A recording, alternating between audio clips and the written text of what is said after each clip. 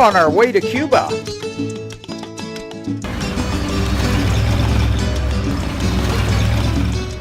We made it. Off to Cafe Ajiaco, Comida Cubano, for our cooking lessons. It's a little restaurant in a residential neighborhood. You enter through a little door in the front of the building. They had a large bar inside, And lots of tables. but no windows. Our head chef and guide for the cooking lesson was Roy. He introduced us to all the chefs and his staff. He then explained what we're going to do today. We got our aprons on. First, they served us a local cornbread. We all munched on it while they showed us the local vegetables we were going to use in today's cooking. And the chef showed us how to cut them for today's meal. Time to go into the kitchen. Roy explained about the food. The kitchen was very small. And then that's why we're going to start with pork. You see in Cuba, something just plain. Oil. The pork and vegetables were set on the prep station. Luis showed us the ingredients.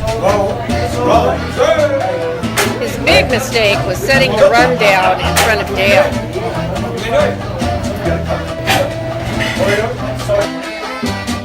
Take a look at Luis's face.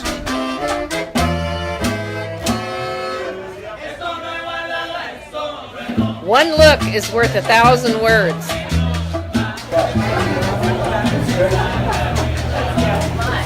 A quick smile and he carried on. He didn't miss a beat.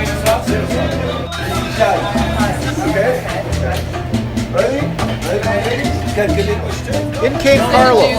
Lots of energy and passion.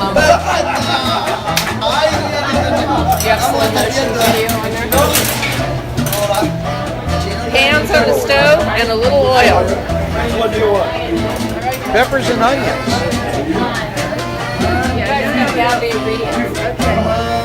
In the pan. A little trouble with communication. But we didn't let that stop us. We were on a mission. Stir and add a You little get to put the garlic in? or a lot of garlic.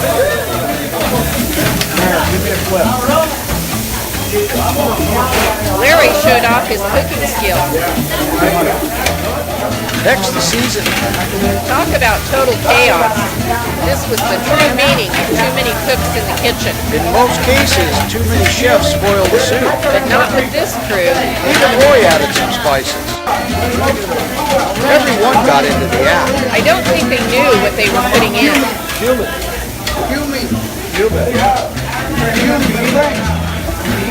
People were trying to get out of the way. Yeah, Carol was adding the run. There was no limit. I'm surprised she didn't burn down the kitchen. She used a whole bottle. Rum, open flames, and being a little drunk don't mix too well.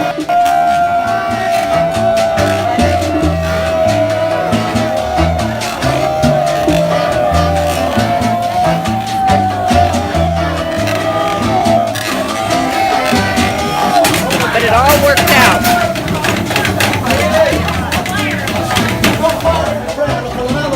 How do you get that? One last taste. Perfect.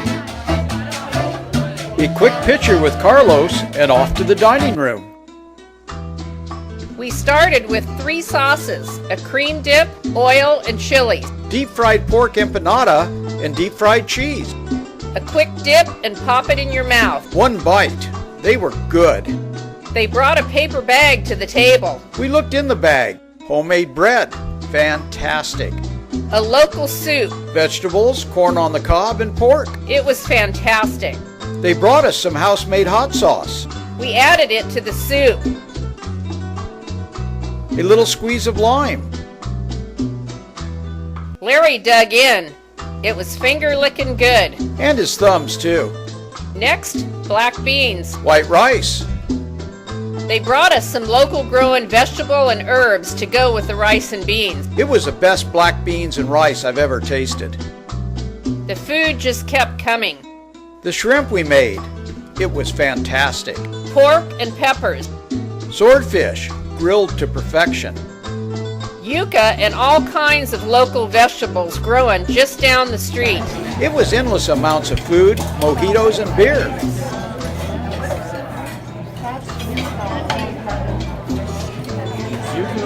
Smells like fish.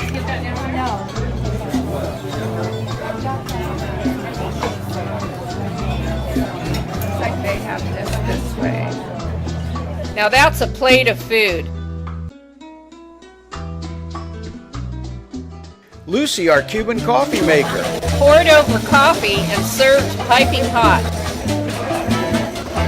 A few Cuban coffees puts a little bounce in your step. A little goes a long way. Desserts were corn pudding, rice pudding, and a little cookie. Next, a Cuban cigar. One for everybody. And of course, rum.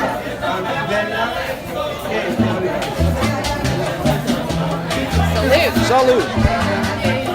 We all passed and got our diplomas from the head chef, Miguel.